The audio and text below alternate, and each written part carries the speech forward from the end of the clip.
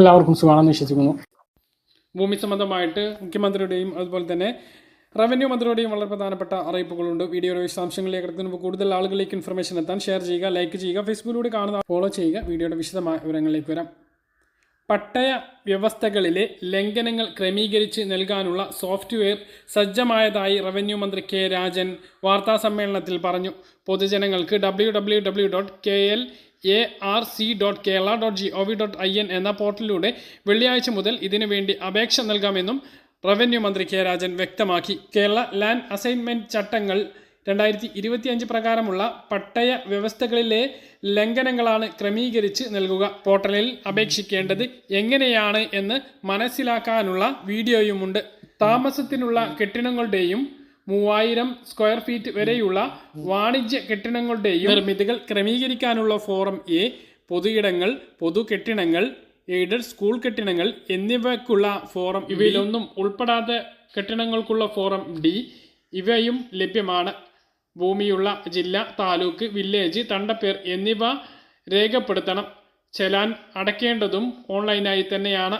മറ്റൊരു കാര്യം കൂടി റവന്യൂ മന്ത്രി അറിയിച്ചിട്ടുണ്ട്. പട്ടയ വരുമാന പരിധി 2.5 ലക്ഷമാക്കി. നഗരങ്ങളിലും ഗ്രാമങ്ങളിലും പട്ടയ വിതരണത്തിന് നിലവിലുണ്ടായിരുന്ന വരുമാന പരിധി 2.5 ലക്ഷമാക്കിയതായും മന്ത്രി അറിയിച്ചു.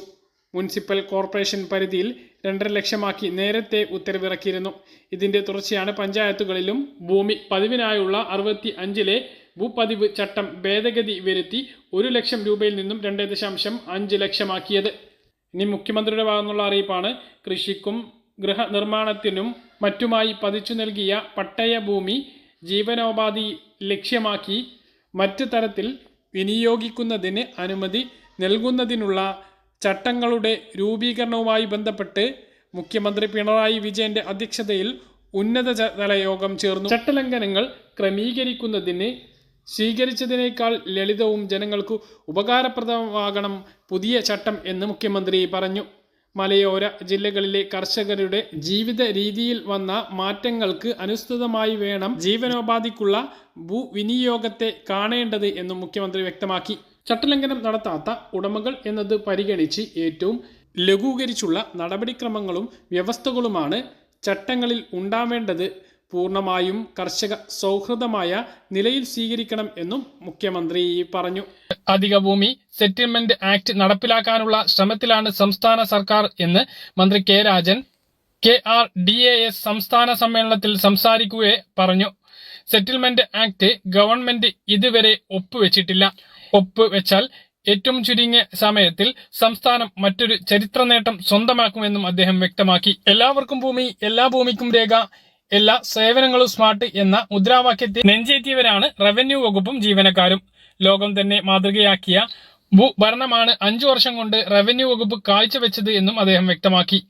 അതിദാരിദ്ര്യ നിർമ്മാർജ്ജനം, ഭൂരഹിതരില്ലാത്ത കേരളം എന്നീ പദ്ധതികളിലെ നിർണായകമായിട്ടുള്ള സേവനങ്ങളും ഇടപെടലുകളും വകുപ്പ് നിർവഹിച്ചു.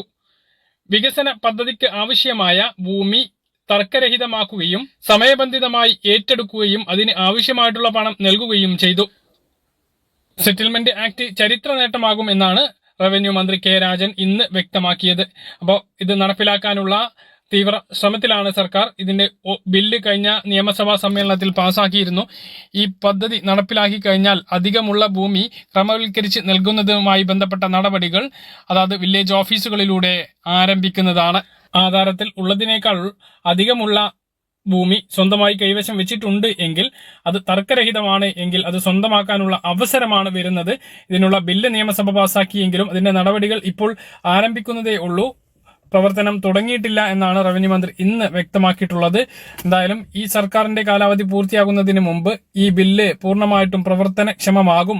അപ്പോൾ അധികമുള്ള ഭൂമി ഡിജിറ്റൽ സർവേ പൂർത്തിയാക്കിയിട്ടുള്ള വില്ലേജുകളിൽ ക്രമവൽക്കരിക്കാൻ സാധിക്കും എന്നുള്ളതാണ് ഏറ്റവും പ്രധാനപ്പെട്ട കാര്യം. ഇതേക്കുറിച്ച് നിങ്ങളുടെ അഭിപ്രായങ്ങൾ താഴെ കമന്റായൊന്ന് രേഖപ്പെടുത്തുക. കാര്യങ്ങൾ കൃത്യമായിട്ട് മനസ്സിലാണെന്ന് കരുതുന്നു. ഇതുപോലുള്ള ഇൻഫർമേഷനുകൾക്ക് ഫോളോ ചെയ്യുക, സബ്സ്ക്രൈബ് ചെയ്യുക. മറ്റൊരു വീഡിയോ കാണാം. ബൈ.